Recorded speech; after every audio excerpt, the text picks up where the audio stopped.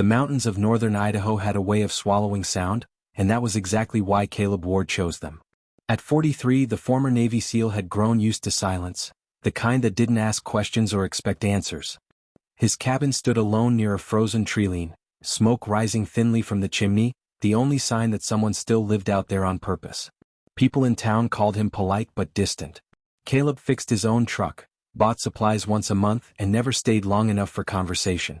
Years earlier, an explosion overseas had taken 2 men from his unit and left him with a scar across his ribs and a heavier one he carried behind his eyes. After that came the divorce. His wife had tried to understand the quiet that replaced him, but quiet doesn't hold a marriage together. Their daughter Lily had been 9 when he left, 12 now and a stranger. That morning the cold felt sharper than usual. Caleb stepped outside before dawn, breath fogging the air, boots crunching over frost-hardened snow. He meant only to check the generator line before another storm rolled in. Instead he saw them. Shapes. Curled against his porch. At first he thought driftwood or bundled tarps blown in by wind. Then one moved. Dogs. 3 of them. Big shepherd mixes, ribs showing through dirty fur, paws raw and bleeding against the ice. One lifted its head weakly, amber eyes locking onto his. No growl. No fear. Just exhaustion. And hope. Caleb froze. He knew what taking them in meant. Food he hadn't planned for. Vet bills miles away. Responsibility. Attachment. He also knew what leaving them meant. The smallest dog tried to stand and collapsed with a soft whine that cut through the morning stillness like a blade. Caleb shut his eyes briefly, jaw tightening. Damn it, he muttered. He stepped forward anyway. Kneeling in the snow, he slipped off his jacket and wrapped it around the weakest one. The dog shivered, nose pressing into the fabric as if memorizing his scent. Caleb slid his arms under its thin body, surprised by how little it weighed, and carried it inside. Behind him, the other 2 dragged themselves toward the open door. Caleb didn't look back at the empty woods. But if he had, he might have noticed tire tracks half buried beneath fresh snow.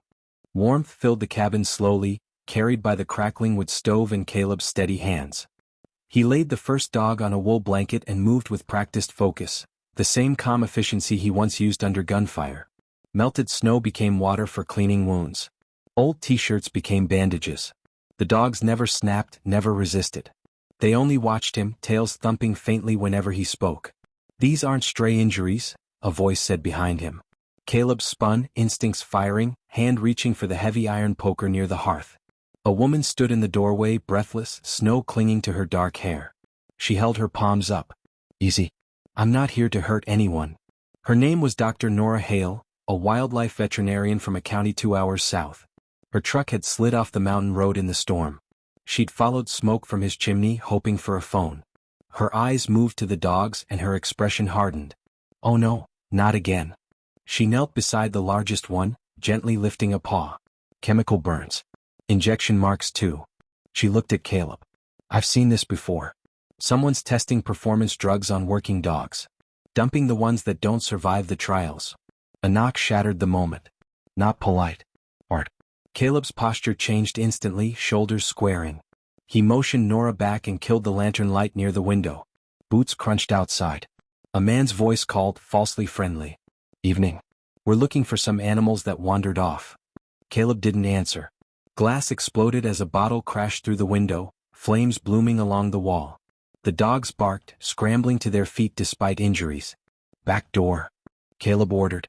Gunshots cracked through the night. Nora grabbed blankets, wrapping them around the weakest dog.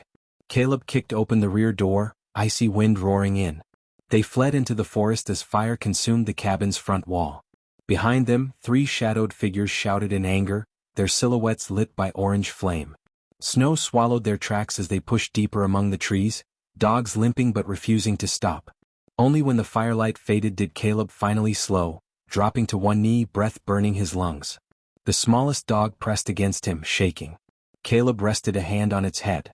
Not leaving you, he said quietly. And he meant it. Dawn found them huddled beneath thick pine branches, the storm finally spent. Frost clung to Caleb's beard, and Nora's hands trembled from cold and exhaustion, but the dogs were alive. That was enough. By mid-morning they reached a logging road where Nora's emergency satellite beacon caught signal. Authorities arrived within hours, local deputies first, then federal agents after hearing about the armed men and the burned cabin. What they uncovered spread wider than either of them imagined. A private defense contractor had been buying retired military and police dogs through shell groups, using them in illegal endurance experiments tied to black market combat stimulants. The men who attacked the cabin were hired to retrieve assets and destroy evidence. Instead, they had handed investigators everything. Within weeks, arrests followed. Facilities were raided. Surviving dogs were rescued. News crews tried to interview Caleb, but he avoided the cameras. He stayed for the animals. Nora did too. They worked side by side at a temporary recovery shelter, cleaning wounds, rebuilding trust. Caleb noticed something strange happening during those long days. The dogs followed him. Not just the 3 he'd carried from the snow, but others too. They listened when he spoke, calmed when he knelt nearby. You ever think about turning that cabin into something more?